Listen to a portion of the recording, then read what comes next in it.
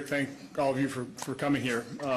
We often say when we're up on a podium like this, my good friend, I mean, it's true. Rick Scott and I are very good friends in the Senate.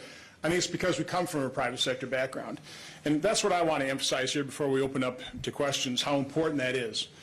When I first got to Washington after having run a manufacturing plant for about 30 years, one of my first insights was how very few people in Washington, D.C., whether we're talking about the bureaucrats in the executive branch, staff members, or members of Congress, had any experience in, which means very little knowledge of, maybe even worse, very little sympathy for the private sector.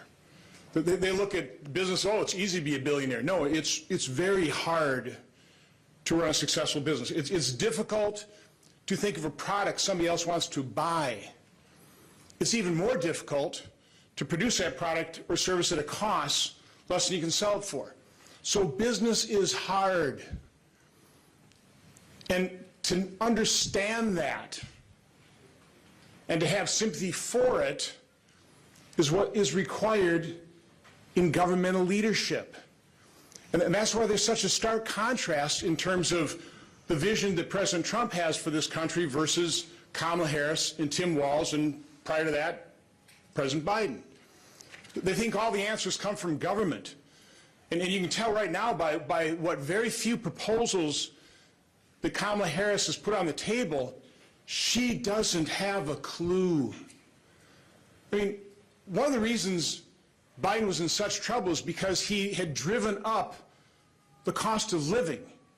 Most Americans really look at government and think, well, government's there to really defend us, to keep us safe, to make our lives easier, to help those who can't help themselves, to help people help themselves. They're looking for government to help.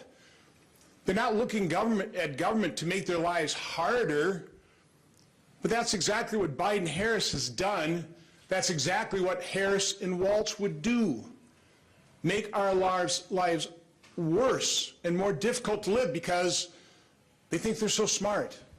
They think they can actually set prices and not have that blow up in their faces, be a total disaster. I just read an article, Venezuela's agriculture economy is ready to collapse under the socialistic governance of Maduro. Venezuelans voted themselves into poverty. It's important to understand that. It was a successful economy a couple decades ago. Venezuelans voted themselves into poverty, and that's what this election's about. Are we going to take America off the path of destruction that Biden-Harris have put us on? Are we going to re-embrace the things that made this country great? Freedom, a free market capitalist system with a reasonable level of regulation, a reasonable amount of taxation? Are we going to elect somebody who understands how difficult business is? And the role of the president is to make life easier for American citizens. That's really the question. I think it is noteworthy that President Trump is unveiling his energy policy. It just shows you right there that he has the insight that Senator Scott talked about. Energy impacts the price of every good and service in this country. And when you artificially drive the cost of energy up by a war on fossil fuel, you are making life more difficult for Americans. So again, the difference could not be clearer. And what I'm calling on the American press, who unfortunately gave President Biden a free pass on his open border, allowed him to win the presidency campaign from his basement, and now for 30 days have pretty well let Vice President Harris go without answering any questions.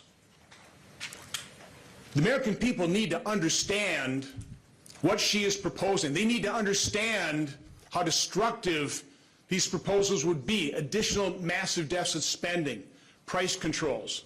They need to understand these things, how Medicare for all means the end to private insurance.